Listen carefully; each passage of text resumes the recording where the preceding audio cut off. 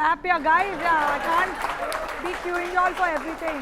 When I do this, just clap, okay? Least y'all can do is just clap politely.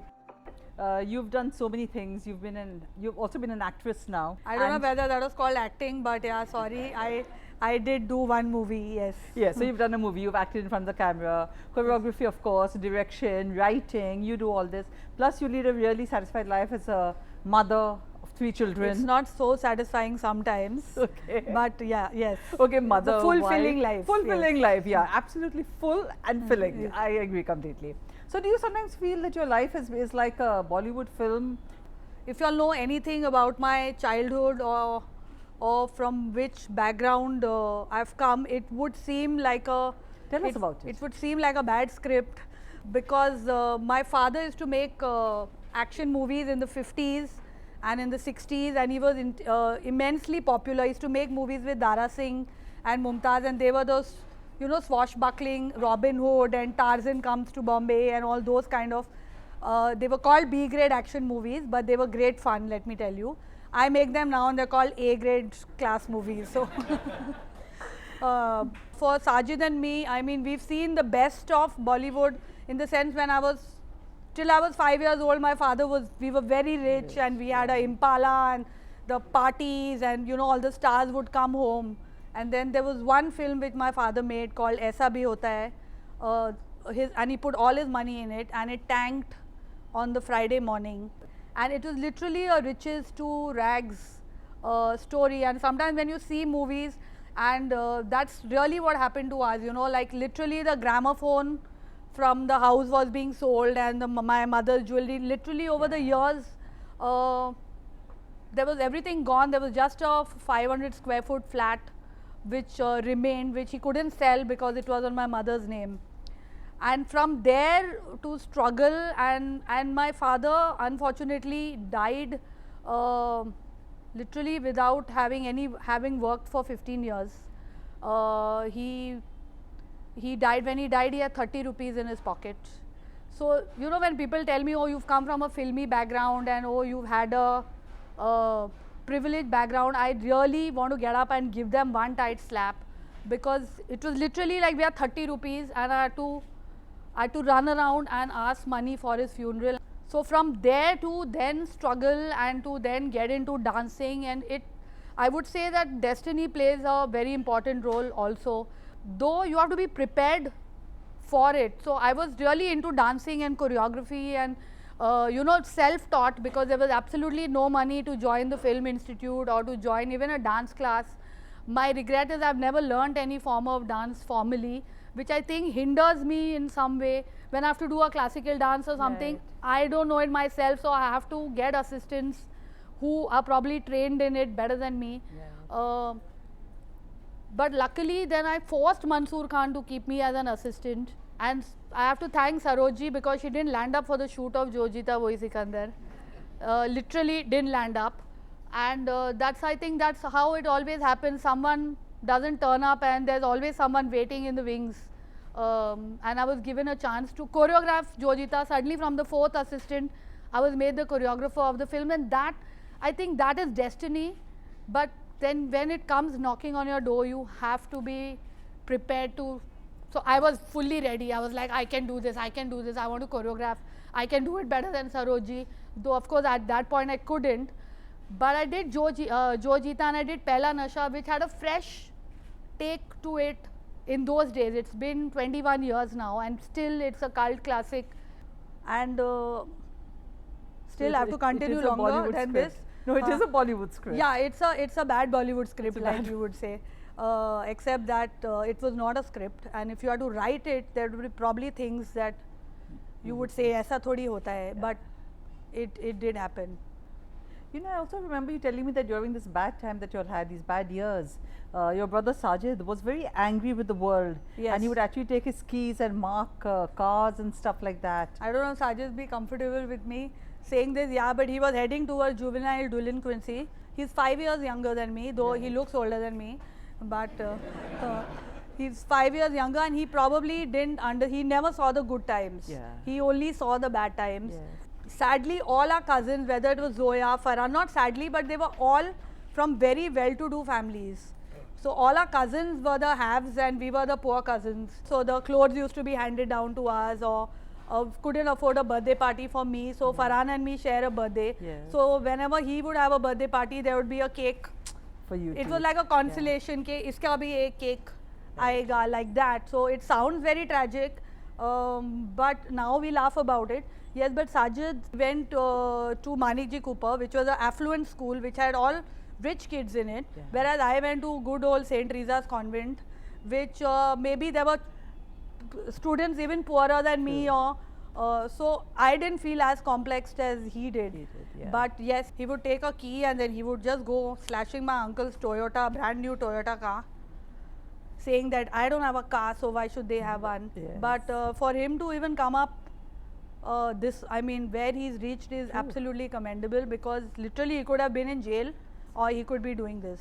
So, you know, in connection with this, I wanted to ask you that how has that influenced your choices that you made later in life? Because it must have been extremely difficult for you as the elder sister to see this angry brother that you could really do nothing for. I think it made me more responsible. I think it made me an adult pretty earlier than I should have. But I'm having all the juvenile years of my life now at 48. So I'm doing all the childish things that I never did then. Oh, that's nice. Yeah. So I think at some point you need to do it. I mean. True. You know, now you mentioned Farhan and Zoya also. Yes. And you know, when you talk to Farhan, he says that he wasted a lot of his years doing nothing, just watching films. Yes. And I also remember that, I mean, I've been to your place and Sajid had this huge collection of VHS in those days. But I think, yes, that I think is something common to all the cousins, that we were movie crazy. I think that somewhere helped us, our love for Bollywood or even English movies or whatever, that has really influenced us, which is why I don't stop my children from watching films, because I feel that that is going to, movies are a great influence in your life, and why should you think that picture nahi dikhao, picture kharab hai? No, you learn so much from movies. Sometimes I think because we didn't have a father and a mother who are constantly there, we learn a lot of values from the movies you watch, what to do and what not to do sometimes. And Farhan, of course, and Farhan and Sajid were non-stop watching bad movies, let me tell you, in the 80s. Some Kranti used to be going on non-stop on a loop in the house. At least I had good taste and I used to watch good movies. But both of them were watching like really some terrible films. You also mentioned your children and how you let them see a lot of films. Yeah, they watch a lot of movies. Okay. So when you think of their future, does films come to mind also as part of the future that you would like them? If you meet my son, I don't think you'll see anything. I mean, he's really, and he asks all sorts of pertinent questions. Right now his favorite movie is Om Shanti Om and Hoon Na, and doesn't want to watch any movie that doesn't have fighting in it. He's into it. My daughters are not so keen about it, but I think maybe it'll kick in little later. Yeah. Now you also mentioned about writing, and you know, and you write all the films that you direct. Actually, Indu, the story has to come from me, except for Tismar Khan, which was not my script at all. The others, Hoon Na or Om Shanti Om or Happy New Year, are ideas that I form in my head for many months or years, and then I can't do it alone because I'm not a loner by nature. I need to collaborate with somebody, so I will get on board, even if it's just as a bouncing board, even if that person just has to sit there and listen to me purge, you know, and say things and aisa karte ya aisa. I need someone to just bounce back. So I definitely need a script writer, and I definitely need a dialogue writer, because my Hindi is not great, so I can write the lines in English. Like I told Mayur, the line in Om Shanti Om was, "It's not over till it's over," and he beautifully converted that into "Picture abhi baki hai mere dost." So you know, you need that kind of creative mind who will put your mundane thought into something iconic. True. So I do need to collaborate with people, and it's an ongoing process. I mean, even my ADs and all, they are most welcome to give me some lines or whatever. Half the time I shout at them, but then I think over it, and if I like it, I do keep it. So, but not all ideas are executable, if I may coin a word, right? No. And you are a director too. Yes. So then what happens? Who wins between the two? If there are a lot of night shootings, those scenes go out of the script right away. Let me tell you, because I hate night shooting. So if there are like 10 night shoots, I'll say like, isko abhi day shoot mein bana do, because I'm not a night person. But other than that, there are a lot of things. If I see them, I'm quite practical. And I know that if this sequence is going to cost me 20 crores, it's not going to be put in the movie. Right. You know, so that way there's a mix of practicality and creativity put in. But most of the time, I have a producer like Shah Rukh, who if I give him this much, he wants to make it this much. So that's what I was telling him. I said, we both are, you know, good for each other, because without me, you spend a lot. And without you, I spend too little. So we are a good mix where I'll bring an idea and then he'll want to make it bigger and say, oh, make it bigger and bigger. Which is how Hoon Na, the action sequences were really chotu. You know, in my mind, I was like girly action, like was happening and all that. And you're like, what rubbish, how are you doing the namby-pamby action? And then suddenly people were flying all over the place and all that. Same with Om Shanti Om. The fire sequence just became much bigger. Grander than it was supposed to be. Well, 3 out of 4 eventually films would have been done with Shah Rukh. Yes. Do you write with an actor in mind? Hoon Na, I definitely wrote with him in mind, and I definitely changed the script around, because I knew that I wanted to make a young college movie, and I knew if I take Shah Rukh as a college kid, I'm going to get japped. So I definitely wrote that he's an older person who has to go undercover as a college student. So the germ came from there, that I want to make a college movie, I want to make a young movie, but I want Shah Rukh in it anyhow. So I changed it around. Om Shanti Om, there was no question. I had the script, and I mean, he fit into it beautifully. And Happy New Year is an idea that I've been having even before Om Shanti Om, but I think it just came together like a year and a half ago.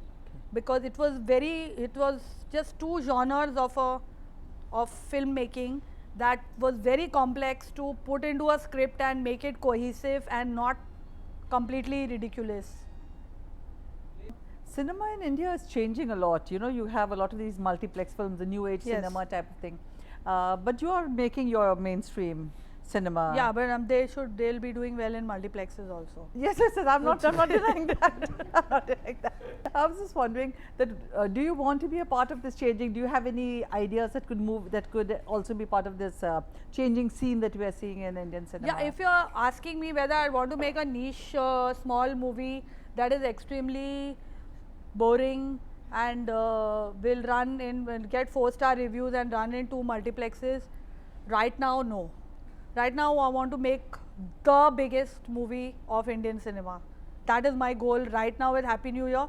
It's multiplexes are going to love it, single screens are going to go mad, and anything in between, they are going to go demented.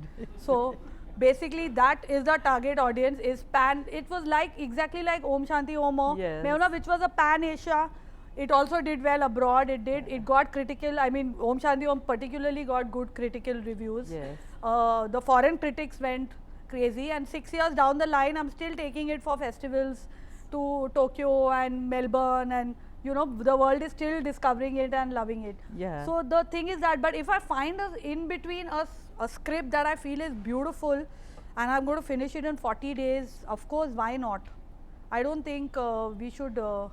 But my only thing is, see, I also have 3 kids. I have a home to run, and so I don't want to be a factory. You know, I don't want to churn it out every year. I'm quite happy making that one movie, concentrating, and then doing my TV and making some money. There's really, I think the whole scenario is open for whatever you want to make. People are willing to finance what you want to make. People are willing to act in it.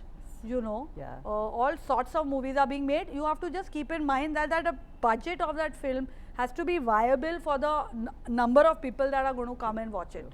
I cannot make a 40 crore experimental movie. You have to keep the economics in mind somewhere. Yeah, right. That leads me to 2 questions. One is about critics. Yes. What is your take on critics? They've not been very kind to your family as a whole. As a whole, I don't know, maybe they are right in some way. Sometimes I feel they have an agenda, then sometimes I read their reviews and I feel, no, maybe they don't have an agenda. But let me tell you that no critical review is not objective. Or am I using the right word? I think there are a little too many There are, you there don't know why people are upset with you for some reason. They will give a same movie 4-star reviews, and they will give your movie maybe a 1.5, 2-star. And when you compare both the movies, the 4-star movie is completely unbearable and you cannot watch it. And maybe it's just the maker has a name or is known to be cerebral, and so just by that thought you say iski picture hai to 3 star to dena hi chahiye humko. So somewhere they are extremely unkind to commercial movies. It has to be boring at some level and you have to feel मैं क्या देख रहा हूँ वहाँ मेरे समझ में नहीं आ रही है 4 स्टार तो देना ही चाहिए. So somewhere I feel that happens, but other than that sometimes when I read I feel okay, maybe yeah, because it's your movie, you're being very sensitive about it. When I read Tismar Khan reviews, if you had removed my name out of it, it would have got better reviews than it got. It was because my name was put there and it's like, oh, she has made this movie, kill it. Okay, if it was some other commercial movie, someone who makes these movies which are just funny and would have got 3 stars. See, it's a Noel Coward script which we bought. It's just because it was me making it after Om Shanti. There are certain things, okay, it wasn't up to my standards. You know, so there definitely that expectation does come in. But they are not reviewing it कि director का नाम हटा दो. Let us just watch the movie. How's it? Ideally, critics should watch the movie without any credits. You know, it's literally like having blind tasting food, not knowing who's made it. So I think that should be. Other than that, if you pay them enough money, some of them give you good stars, and that's a fact. I won't even comment on that. Yes, Indu, we know. Not you. Yeah, you never paid me any money, let me tell you. And I never got good stars from you, see. TV, you've been seen a lot on TV. Yes. Do you do it because you like to discover new talent? Do you do it because it's great time pass, great money? What's the motivation? See, one, I'll tell you, it's really great money. Let me be honest. Secondly, it doesn't take up too much of my time. It literally, it takes 1 day a week of maybe 3 months or 4 months concentrated once a week. So it's something I enjoy doing it. I think I'm good on television, which is why they keep repeating me. And there's also an instant connect with people who see me on TV and they know me much more than they know any other director or choreographer. They feel they know me as a person, or if I meet people in a supermarket or I meet women on the beach and they'll say, oh, your comments are damn good and you're so honest in your. So they feel that I'm part of their family, which in a way it feels nice that there is an instant connect. And other than that, I don't do TV when I'm making a movie. It's only in the interim periods, and let me tell you, the money is damn good. Speaking about choreography, I wanted to ask you, which music director do you think so far, and not just as a director but even otherwise, has given you the most danceable music to date? I have to tell you all, R.D. Burman is my hands-on favorite music director of all times. I hear his music when I want to write scenes, because sometimes just his songs give me inspiration of what to do or how to do it. Other than that, I think Anu Malik, I know, don't laugh, but he's really talented and he's given me some fabulous music. Yes, he has. Vishal Shekhar, who've given me fantastic songs. And other than that, I think Chaya is, I cannot say A.R. Rahman, because he's also Bombay Dreams and maybe just Chaya, but he's given me those 2 songs. But I think Anu, I've done a lot of work, a lot of songs with Shah Rukh earlier in the earlier days, which were Anu Malik, Jatin Lalit, you know, so worked with a lot of those. And who would you say has given you the most difficult ones to? The ones that you're not really. Sadela ones. Sadela ones. Yeah, Sadela ones, yes. Yeah, most of my songs have been pretty. I've done some movies which have got some very good tracks. You know, whether it was in the earlier days, whether it was Kuch Kuch Hota, even Duplicate or anything. But As even Preetham's given some, I mean, I've done only one song of his right now with in Ye Jawani Hai Diwani. Yes. Nightmare to work with, but finally the track came out all right. I used to sit on the, Oh, okay. and I've also done I've done 1942 Yes. with R.D. fantastic. Burman, which I think is a crown of my career because I was just starting out, and to get to work with a genius like R.D. Burman, and just sit at his feet while he literally made Ek Ladki Ko Dekha in less than 5 minutes. Because Javed uncle had written the lyrics and given him Ek Ladki Ko Dekha to aisa, and he started singing it, and that was it, and the song was made. So it's really, when people take 49 days to make a song, I'm like, listen, then they obviously it's more work than talent, because he would just get it like that, yeah. So for me, I mean, just I started my career on a high like that. And even a little aside, Javed Saab says that he wrote that song Yeah. in the car on the way to the recording. That he always does because he's too lazy to write at home. All songs were written in the car while coming to present the songs, including Hoon Na. Hoon Na was a torture with Javed uncle because he would never have done his homework. So we have a sitting and he's supposed to tell us, and he's got nothing written. So he's just like writing something, but then again he had the ability to. Yeah, true. Okay. How do you react when people call you a female filmmaker? Yeah, I've stopped doing interviews or photo shoots with women directors because it's not like we are a species separate. I mean, I can understand there's an actor and there's an actress, and they are clearly playing two different roles. An actress cannot be replaced with an actor because she's playing. Yeah. But a director should be genderless, not in other ways, but just like, how does it matter what my gender is? And basically I've really never faced a gender bias in the industry. No one has not taken me seriously because I was a girl choreographer or a woman director. Yes. In fact, so I've never had to face, I think if you know your job and you go on the set and you know what you're talking about, and when 500 questions are asked to you, you have the answer to each of them. I know a lot of male directors who are clueless. They go and they don't know anything what is happening on the set. Yeah, I've done songs for many of them. Yeah. Clueless. So I generally think that it's not a gender-based profession. Yeah. Okay, between you and your brother Sajid, who's more competitive?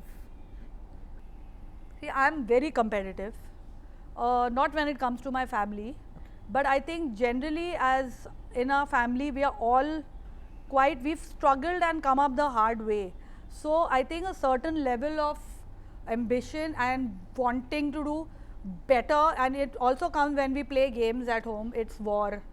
Let me tell you, people have been slapped and we have stopped talking to each other. Farah has walked out, Sajid has walked out, so we are very, very competitive. But I think it's in a healthy way. Okay. I think if you are not competitive, you might as well be a vegetable and say, oh, I want that one movie to do better than mine. Of course not. Yeah. I mean, I wanted to do well, but clearly mine has to be better than that. And I think if you don't have that spirit in you, then you're just like floating around, and being a nice person. Everyone will say, what a sweet person. What a sweet person means you're no threat to anybody. Let me tell you, nobody. So please don't let people say, what a sweet person. That means they don't fear you. They don't think you're of any use. But you're sweet, so they are tolerating you. Between the two of you, who's a better filmmaker, you think? I know you'll be highly subjective. Listen, I want to just say that I think it's clearly only my opinion. I think I'm the best filmmaker in my entire family. Why should I lie about it? Sometimes you can go wrong. Sometimes you can have flop movies, and I think even Spielberg and Cameron have gone through it. Exactly. See where I'm comparing myself to. But if I don't think I'm clearly better than the others, I really have no business going on that set and calling the shot. So in my mind, when I watch them, very nice, it's lovely, but I never think, oh, I could never have done that. I never think that. And let me tell you, lot of the movies where I've only choreographed songs, sounding immodest, but I think sometimes the music and the songs were the best part of that movie. Right. And they were all directed by me. So 45 minutes of that movie was clearly directed by me, from art direction to costume to storytelling. So I never think that, I mean, I admire a lot of filmmakers. Don't ask me which, now I'll have a hard time thinking. Okay. But I clearly, I believe that when I go on the set to make, I'm the best filmmaker there is. Tell me, if there was one talent that you could magically acquire overnight. Yeah, eating food without putting on weight. Oh, like in filmmaking? No, in anything actually, but I couldn't even complete this. That's one, all of us dream about that, right? Would you like to tell us something about Happy New Year? I mean, it just sounds like a very happy title, obviously. Yes. But what's it about, besides being complex? No, it's complex in a commercial way, but I can't really tell you the story. Not the story. Plot. It's basically two genres. So it's nice. It's a heist and a dance genre. Okay. So, and how we have put the two together. And how old is Shah Rukh playing in that? He's playing his age, Oh, yes. which is under 40. No, but I think a hero, I mean, if he's 40, it's a big deal, yeah. Now, you always show your actresses in this very flattering light. Let's take the example of Sushmita, Yeah. or Deepika, Yeah. or Even Katrina. Katrina, yeah, and that Sheila Kijawan. Yeah. So, do your heroes ever complain about it? I mean, not Shah Rukh, because you did that disco thing with him. Yeah, he shouldn't complain, and also Yeah. the women, I got him to strip off his shirt Yes. and show his six pack. I still get tweets from people. We are so grateful to you. Thank you. Yeah, I see, the thing about my women is that even I like to see glamorous girls, but they are not really. I mean, they're all working women in some sort in my movies. Yeah. You know, even Sushmita, the teacher, or even if that one, she was an actress who was actually having an affair with a married man. Yeah. So it's not like, I hate simpering women in movies who only want to get married and don't want to do anything, because that's something I am not, and I cannot think of writing. Even Katrina was clearly this ambitious wannabe actress who wanted to, you know, so they are not victims in my movie, and they don't simper and wait to fall in love with some stranger who will come on a white horse. I can't bear it. Do you ever yearn for the single girl life also? I've had a single girl life till I was 40, and I think after 40, I'm happy being a wife and a mom. You need to grow in life. You can't be still rocking. I still meet my friends at 40. Where are you? I went to a rocking party, but you're like 40 now. Like, aren't you like over the rocking party phase? So I think there's a time and age. I did it all. I mean, when I was younger, in my college days, and then even later when I was in my 30s, I did a lot of partying and raving and all sorts of Goa raves and all, which I had not done when I was earlier looking after Sajid. And then at a point I felt, now I met somebody who I wanted to marry, and now I can't socialize at all. I go to sleep at 9:30, 10 in the night. Sorry, but I have 3 kids and they wake me up at 6:30 in the morning. You know, it's always said that Farah Khan has a finger on the pulse of people, as they used to say for Manmohan Desai in the good old days also. Can you deconstruct this pulse? How do you get your finger on it? No, I think, Indu, the thing is that because I love movies, I always, when I go to watch a movie, I will watch it as an audience. I don't go to dissect that movie, at least in the first go, and it's becoming more and more difficult as you grow older, because as you get more experience, you're watching and you're saying, acha, ye set bana hai, कि ये special effect है, you know, you start doing that. But I've noticed that more and more people, as with Twitter and Facebook and all, everybody is a critic now, you know, and everybody wants, but as a purely as an audience, to just see a movie first time and feel it and want either like it or dislike it or love the characters, or I still cry when I watched English and I was crying, you know. It was not about shot taking acha tha, it was just it moved me and I got touched and I cried. I cried in some other bad movies also which I saw, and I was like, why did I come to watch this movie? But I think the thing is, if you just genuinely not go as a critic, which is what I want to tell the critics. Sometimes I see them in a trial with a pad in their hand and they are taking notes. That's not what you're supposed to do when you're watching a movie. You have to feel that movie. It's been made for your entertainment. At least enjoy that first process, then go home and take your note. You can't, it's not an exam that you're sitting and right now, how can you feel a movie if you're doing that all the time? You're just taking notes. Yeah, true. You know, true, and yeah. all you want to show is how clever you are. Yeah. They don't know what they're talking about. Nobody talks about the technicality of the movie. No one talks anymore about cinematography, about editing, they're only talking about personal matters. This hero was like that and this heroine was like that and she's too old now, and she's a talk about some filmmaking also, no, in that review. But as for making movies, Indu, I can only make what I like. And I think the thing is that if you make what comes to you naturally, I think it'll be a more, whether it's good or bad or flop or hit, it'll be a purer movie than you're making it for somebody else's approval. I see a lot of my friends, lot of people, and they're making movies that are not them, but they want to please somebody else. I want to please myself. Okay, we have Farah's assistant here, Kiran. So he's going to demonstrate moves that actors should and shouldn't do. Some moves that actors shouldn't do. Ranbir Kapoor should not, definitely not do this step.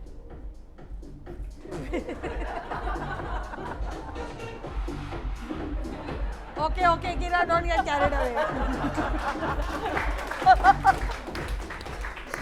Mr. Bean.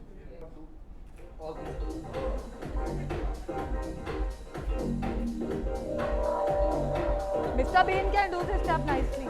What should Hrithik Roshan not do?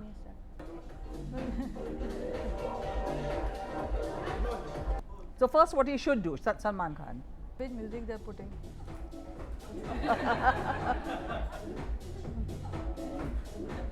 This is what he should do. And what should he not do? Right now, Salman can do anything, darling, and get away with it. So, But what would you not give him as a choreographer? as a choreographer, we don't give him anything complex Okay. or intricate. And Salman will be the first one because, as I told him, lesser and lesser of his body is moving. Soon only one collar will move, belt is moving, shirt is moving, cheek is moving. I said the lesser of you moving now, soon only one finger will move like this. Any questions you all need to ask? Yes, now we can throw the Yes. one at a time, please. Yeah. You mentioned that right now a lot of producers are buying spree for book rights to turn them into a film. Is there a book which has got your fancy which you want to turn into a film? You know, so ironically, the book that I wanted to make and which I had taken to Shah Rukh after Hoon Na and before we made Om Shanti Om was a book called Q&A by Vikas Swaroop. Yes. And I told him, I love this book, let us make a movie, let's write a screenplay and make this movie. And he read the book, he said fab, fab, fab, and nothing happened. And then we got on to Om Shanti Om, and as we all know, it was made into Slumdog Millionaire. Of course, completely different from the book that was written and far better than the book that was written, I think. But I think Vikas Swaroop has a cinematic, he writes for films, I think. So his books are little more easily translatable into making a movie, whereas some books are just so cerebral that you just have to enjoy the writing, and you know that it can never be made into a movie because it's actually the prose and the inner thinkings of that character that you love. So right now I have not read any book for long. Yes?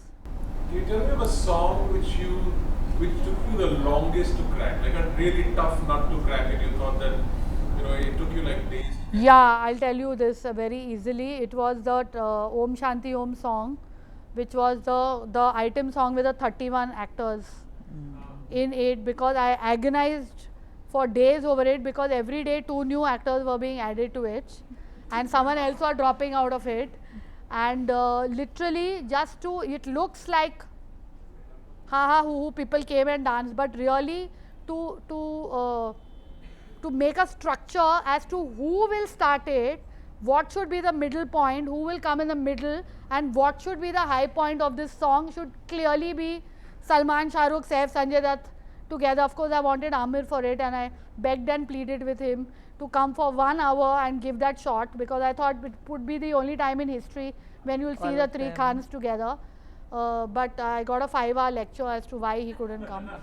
So, and then he said, Tare Zameen Par will be delayed by 6 months if I come for 1 hour. I was like, please don't come. It's okay. So that really took me, and also the hierarchy, and that people were coming genuinely and no one should feel shortchanged. And exactly that many beats have to be given to everybody. No one should be lesser, no one should be more.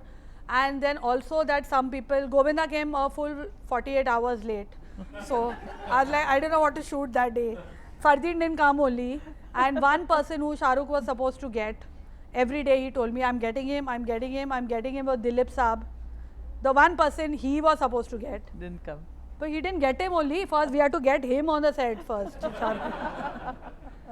So that really took it. I mean, when you see it, it's all hunky-dory and people are, but took a lot of planning as to kaun aayega, who will kickstart it. You know, it literally kickstarts when Jitu ji starts doing that dance. So everything was planned and didn't come as easy as it looks. Suppose if you get a click idea which appeals to your heart, Yes. and if you want to launch a TV program on this, would you go ahead and do the? See, I'm right now not prone to TV production as such, because I feel it's completely in a zone that is not, I'm not maybe programmed for it right now.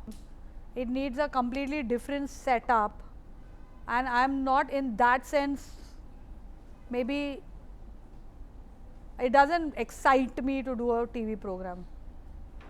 Right now, it can change. Farah, you mentioned that you all used to watch a lot of films. Yes. So apart from Hindi films, what were your other? No, I watch a lot of Hollywood movies, let me tell you. Like, I mean, my mother was a Hollywood buff, so I've watched literally all the MGM musicals, whether it was Singing in the Rain or Singing in the Rain by far is my favorite Hollywood movie.